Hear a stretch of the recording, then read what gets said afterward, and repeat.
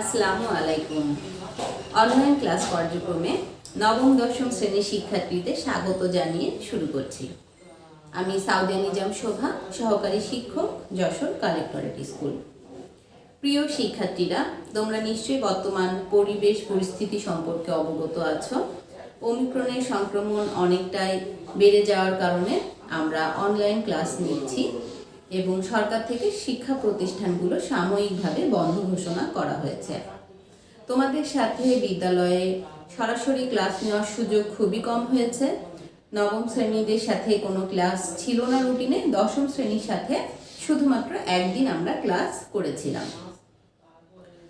শিক্ষার্থীরা, আজকে আমি তোমাদের সাথে তোমাদের এই যে কৃষি শিক্ষা যে বইটি রয়েছে, নবম দশম শ্রেণীর কৃষি শিক্ষা, এই বই থেকে অধ্যায় প্রথম, যেটা এক অধ্যায়, এই অধ্যায়টি নিয়ে আলোচনা করব। তোমরা সবাই বই পেয়ে গিয়েছো, তোমরা তোমাদের বইটি বের করবে। তোমাদের বইয়ে যেটা আজকে পড়ানো হবে এটা আছে একদম শুরুতে এক পৃষ্ঠায়। দেখো, প্রথম অধ্যায় আছে কি? কৃষি প্রযুক্তি। আমরা আজকে এই কৃষি শিক্ষা বই থেকে প্রথম অধ্যায় কৃষি প্রযুক্তি, এই অধ্যায়টি নিয়ে আলোচনা করব। এই অধ্যায়ের প্রথম যে পরিচ্ছেদটি আছে ফসল নির্বাচন, এখান থেকেও আমরা আজকে কিছুটা আলোচনা করব। শিক্ষার্থীরা দেখো, কৃষি কাজ আর কৃষি প্রযুক্তি এই দুটো কিন্তু একদম একটার সাথে একটা ভীষণভাবে জড়িত। আমরা এভাবে বলতে পারি একটা অপরটার পরিপূরক, যে কৃষি প্রযুক্তি ছাড়া কৃষিকাজ আসলে এখন বর্তমান পরিস্থিতিতে তো একেবারেই সম্ভব না, এবং এই প্রযুক্তিটা কিন্তু শুরু থেকেই ছিল। তাহলে কৃষিকাজ আর কৃষি প্রযুক্তি খুবই অঙ্গাঙ্গিভাবে জড়িত, একটার সাথে একটা রয়েছে, এবং এই কৃষি প্রযুক্তির মাধ্যমে আমরা কৃষিকাজটা করে থাকি। তাহলে দেখো, এবার তোমাদের বইটা যখন আমরা একটু দেখব, শুরুতেই আমাদের এই পৃষ্ঠা নম্বর 1-এ কি বলা হয়েছে? কৃষিকাজ ও কৃষি প্রযুক্তি একে অপরের পরিপূরক। মূলত যে প্রক্রিয়ায় কৃষিকাজ করা হয় তাই হচ্ছে কৃষি প্রযুক্তি। মূলত যে প্রক্রিয়ায় কৃষিকাজ করা হয়, কৃষিকাজ করার অনেক প্রক্রিয়া আছে, তোমরা নিশ্চয়ই জানো। শুধু কৃষিকাজ বা ফসল যে আমরা উৎপন্ন করছি, তাই না? মূলত ফসল উৎপন্ন করাটাকেই তো আমরা কৃষিকাজ বলছি। এখন অবশ্য এটার পরিসর অনেক ব্যাপক, এর মধ্যে আরো অনেক কিছু চলে এসেছে। তারপরেও সাধারণভাবে আমরা যেটা বুঝি, এখন এই যে কিছু একটা আমরা উৎপাদন করব, এর জন্য তো আমাদেরকে কাজ করতে হবে, বিভিন্ন প্রক্রিয়ার মধ্যে দিয়ে আসতে হবে। প্রথমে মাটি প্রস্তুত করতে হবে, তারপরে সেখানে বীজ বুনতে হবে বা চারা গাছ রোপণ করতে হবে, তারপরে সেটার যত্ন আছে, তাই না? একটা সময় দিতে হবে, এবং সেই সময়টার মধ্যে যেন সেই বীজটা বা চারা গাছটা নিরাপদ থাকে, যেন রোগবালাই তাকে আক্রমণ না করে, তাই না? বা অন্য কোনো কিছুতে সে নষ্ট না হয়ে যায়, আমাদেরকে সময় মতো ফসলটা দিতে পারে। এই এতগুলো বিষয়, তাই না? এই এতগুলো বিষয় ঠিক মতন যদি আমরা পরিচালনা করতে পারি, তাহলে কিন্তু আমরা একটা ভালো ফসল পাবো। কৃষিতে আমাদের তখনই কিন্তু সফলতাটা আসবে।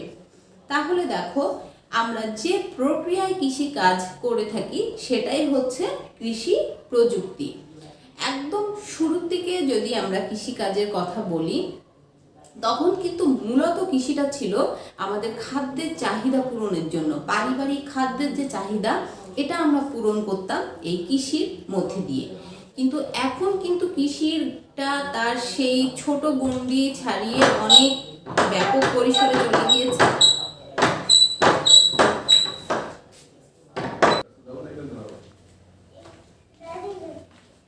এখন কিন্তু সেই পারিবারিক পর্যায়ে ছাড়িয়ে কৃষিটা একটা ব্যবসায়িক পর্যায়ে চলে গিয়েছে, তাই না? এখন এই যে কৃষি কাজ করতে গেলে আমাদের যে খরচ হয়, যে ব্যয় হয়, এরপরে শ্রমিকের যেই মজুরিটা দিতে হয়, এবং বীজ, সার, কীটনাশক এগুলো কেনার যে টাকা, এই সব কিছু হিসাব নিকাশ করে আমাদের একটা ব্যবসায়িক পর্যায়ে আমরা কৃষিটাকে নিয়ে গিয়েছি।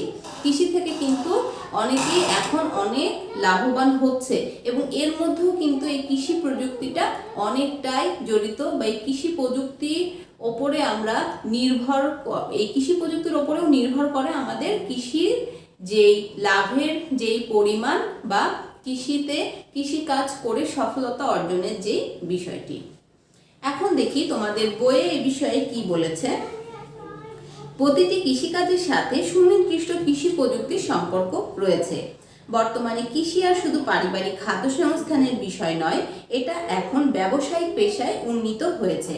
আগে কৃষি বলতে জমি হাল চাষ করে বীজ বুনে ফসল তুলে বছরের খোরাক সংগ্রহ করাকেই বোঝাতো, কিন্তু এখন কৃষির প্রতিটি কাজে প্রযুক্তি ব্যবহারের, খরচাদি ও ফসলের বাজার মূল্যের মাপকাঠিতে আয় ব্যয়ের হিসাব নিকাশ করে ব্যবসায়িক দৃষ্টিভঙ্গিতে কৃষির মূল্যায়ন করা হয়। তাই এখন কৃষির সমস্যা যেন জটিলতর হচ্ছে, তেমনি বিজ্ঞানীরাও উচ্চ ফলনশীল জ্ঞান সমৃদ্ধ কৃষি প্রযুক্তি উদ্ভাবন করছে। তাহলে দেখো, এই কৃষিতে অনেক ভাগ আছে, অনেক কিছু আছে, কৃষি প্রযুক্তি আছে, উচ্চ ফলনশীল জাতগুলো আছে, এগুলো সবগুলোই একটার সাথে একটা জড়িত। এই সব বিষয় সম্পর্কে আমাদেরকে একটা ধারণা রাখতে হবে এবং এই সবগুলো বিষয়ে আমাদেরকে জানতে হবে, বুঝতে হবে, তা না হলে আমরা এই কৃষি কাজটাকে সুন্দরভাবে করতে পারবো না। এখন দেখো, প্রথম পরিচ্ছেদ যেটা আমাদের ফসল নির্বাচন, এই বিষয়টি নিয়ে আমরা আলোচনা করব।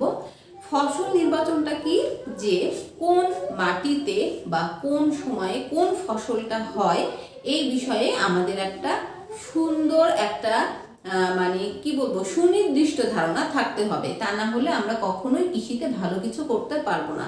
ফসল নির্বাচন বিষয়টি অনেক বেশি গুরুত্বপূর্ণ। কোন মাটিতে কোন ধরনের ফসল হবে এই বিষয়টি সম্পর্কে আমাদের একটি ভালো জ্ঞান বা ধারণা থাকতে হবে। মাটি সম্পর্কেও আমাদেরকে জানতে হবে যে কোন অঞ্চলের মাটিটা কেমন, বা তোমরা এখন জানো যে বিভিন্ন গবেষণাগারে মাটি পরীক্ষা করা হয়, সয়েল টেস্টের মাধ্যমে আমরা এই মাটিটাতে কি কি আছে, কোন জিনিসের ঘাটতি আছে, কোনটা বেশি, তারপরে হচ্ছে অম্ল এবং ক্ষারের যে অবস্থাটা মাটিতে, এগুলো সবই এখন জানা যায় এবং এগুলো সবই কিন্তু কৃষি প্রযুক্তির মধ্যেই পড়ে। তোমরা এর আগের ক্লাসগুলোতে মাটি সম্পর্কে জেনেছো, এঁটেল মাটি, দোআঁশ মাটি, বেলে দোআঁশ মাটি, তাই না, কাদা মাটি। তো মাটির এই যে এক একটা ভাগ বা এক একটা রকম, এর ওপরে নির্ভর করে আমাদেরকে ফসল নির্বাচন করতে হবে। তাহলে আসো দেখি ফসল নির্বাচনের ক্ষেত্রে কি বলা হয়েছে। মাটি ফসল উৎপাদনের অন্যতম মাধ্যম। ফসল উৎপাদন মাটির বৈশিষ্ট্যের উপর পুরোপুরি নির্ভরশীল। মাটি হচ্ছে পানীয় পুষ্টির প্রাকৃতিক উৎস। সব মাটিতে সব ফসল জন্মায় না, যেমন ধান গাছ কাদা মাটি বা কাদা দোআঁশ মাটি পছন্দ করে, অপরদিকে বাদাম বেলে বা বেলে দোআঁশ মাটি পছন্দ করে। বেলে দোআঁশ মাটিটা কি, যেই দোআঁশ মাটিতে বালির পরিমাণটা বেশি। তবে বাংলাদেশের মাটি পদ্মা, ব্রহ্মপুত্র, মেঘনার পলি দ্বারা সৃষ্ট হওয়ার কারণে সব ধরনের ফসলই কম বেশি জন্মায়। বাংলাদেশের অধিকাংশ মাটি নরম, হালকা, ধূলিময় ও কর্ষণযোগ্য। বাংলাদেশের সব জায়গার মাটিতে আসলে কোনো না কোনো ফসল কিছু না কিছু পরিমাণে উৎপন্ন হয়।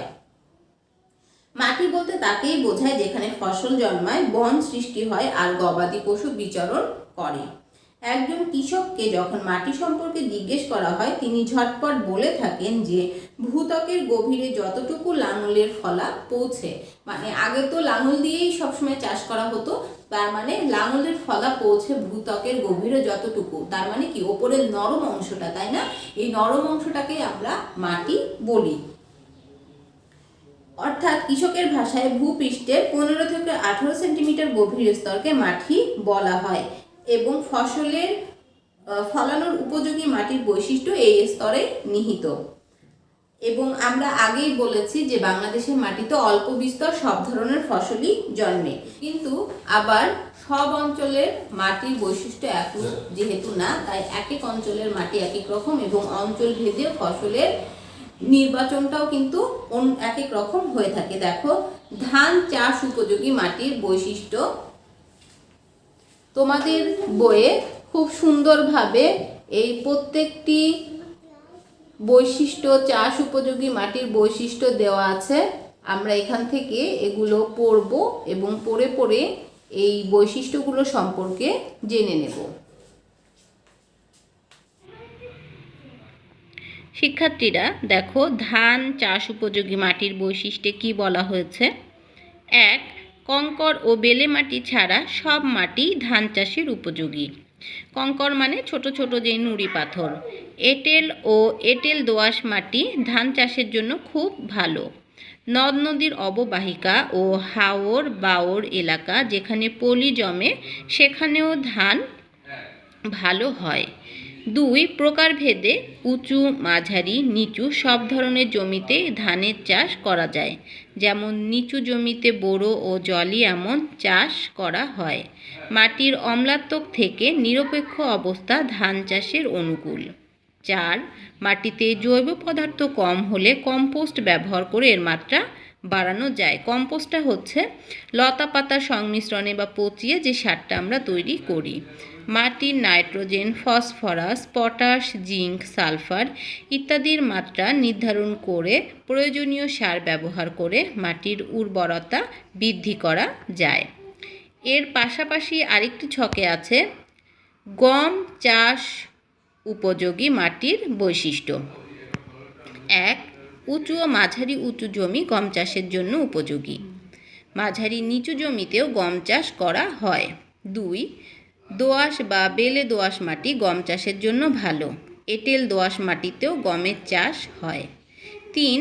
বাংলাদেশের উত্তরাঞ্চলের জেলাগুলোতে গমের চাষ ভালো হয়। এছাড়া ঢাকা, কুমিল্লা, টাঙ্গাইল, ফরিদপুরেও গমের আবাদ হয়। 4. বাংলাদেশের সব কৃষি অঞ্চলে গমের চাষ হয় না।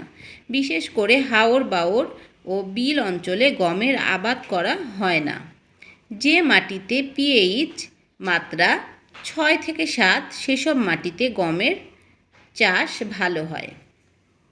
এরপরে দেখো পাট চাষ উপযোগী মাটির বৈশিষ্ট্য। 1. ব্রহ্মপুত্র, যমুনা, মেঘনা প্রভৃতি নদ নদীর পলিবাহিত উর্বর সমতল ভূমিতে পাট ভালো জন্মে। 2. নদীবাহিত মাটির পলি মাটি পাট চাষের জন্য বিশেষ উপযোগী। 3. দোআঁশ ও বেলে দোআঁশ মাটিতেও পাট ভালো জন্মে। এবার দেখো ডাল চাষ উপযোগী মাটির বৈশিষ্ট্য। 1. উঁচু ও মাঝারি জমিতে দোআঁশ, বেলে দোআঁশ, এঁটেল দোআঁশ এবং পলি দোআঁশ মাটিতে ডাল জাতীয় ফসল জন্মে। ডাল ফসল অতিরিক্ত পানি সহ্য করতে পারে না, তাই নিষ্কাশনযোগ্য মাটি ডাল চাষের জন্য উপযোগী। 2. ডাল নিরপেক্ষ বা ক্ষারীয় চুনযুক্ত মাটিতে ভালো হয়। 3. শুষ্ক ও ঠান্ডা আবহাওয়া এবং অল্প বৃষ্টিপাত ডাল ফসল চাষের জন্য উপযোগী। যদি এরূপ আবহাওয়া ও বৃষ্টিপাত থাকে তবে বেলে দোআঁশ থেকে এঁটেল দোআঁশ প্রকৃতির মাটিতে অবশ্যই ডাল ফসল ভালো ফলন দিবে। 4. বিনা চাষে ডাল ফসল আবাদের জন্য নিচু ও মাঝারি জমি নির্বাচন করতে হবে। জমি থেকে বর্ষার পানি নেমে গেলে ভেজা মাটিতে ডাল ফসলের বীজ বোনা হয়। শিক্ষার্থীরা, আমি বইয়ের পৃষ্ঠা উল্টিয়ে তোমাদেরকে দেখাচ্ছি। এপাশে আরও অনেক আছে, তোমরা এগুলো নিজেরা বাসায় রিডিং পড়ে নেবে। এবং দেখো বরেন্দ্র মধুপুর অঞ্চল আছে, তারপরে সেখানে চাষ উপযোগী ফসল, পাহাড়ি ও পাদভূমি অঞ্চল এবং একদম শেষে আছে মৃত্তিকা ভিত্তিক অঞ্চল। এই সম্পূর্ণ যেই পরিচ্ছেদ যেটা আছে, প্রথম পরিচ্ছেদ, তোমরা এই পরিচ্ছেদটা খুব ভালোভাবে রিডিং পড়বে। আশা করি এখান থেকে তোমরা এই বিভিন্ন অঞ্চলের মাটির বৈশিষ্ট্যগুলো সম্পর্কে একটা ধারণা লাভ করতে পারবে। শিক্ষার্থীরা, তাহলে আমরা আজকে এই যে প্রথম পরিচ্ছেদ ফসল নির্বাচন, এখান থেকে বিভিন্ন অঞ্চলের মাটির বৈশিষ্ট্য সম্পর্কে জানলাম। আর বেশ বড় এই পরিচ্ছেদটা, তোমরা বাসায় পড়ে নেবে সম্পূর্ণ যে পরিচ্ছেদ যেটা আছে। এবং বাড়ির কাজ হিসেবে এই প্রথম পরিচ্ছেদই তোমাদের পড়া দেওয়া থাকবে, যে ফসল নির্বাচন, বিশেষ করে বিভিন্ন ধরনের মাটির বৈশিষ্ট্যগুলো। এখান থেকে তোমরা এমনভাবে এগুলো রিডিং পড়বা এবং আন্ডারলাইন করবা যাতে যে কোনো নৈর্ভিত্তিক প্রশ্নের উত্তর তোমরা দিতে পারো। তাহলে আজকের ক্লাসে আমরা প্রথম পরিচ্ছেদ শেষ করলাম এবং আগামী ক্লাসে আমরা দ্বিতীয় পরিচ্ছেদ নিয়ে আলোচনা করব। নবম দশম শিক্ষার্থীরা আজকের অনলাইন কৃষি ক্লাস এখানেই শেষ করছি। আগামী ক্লাসে আবারও দেখা হবে। আল্লাহ হাফেজ।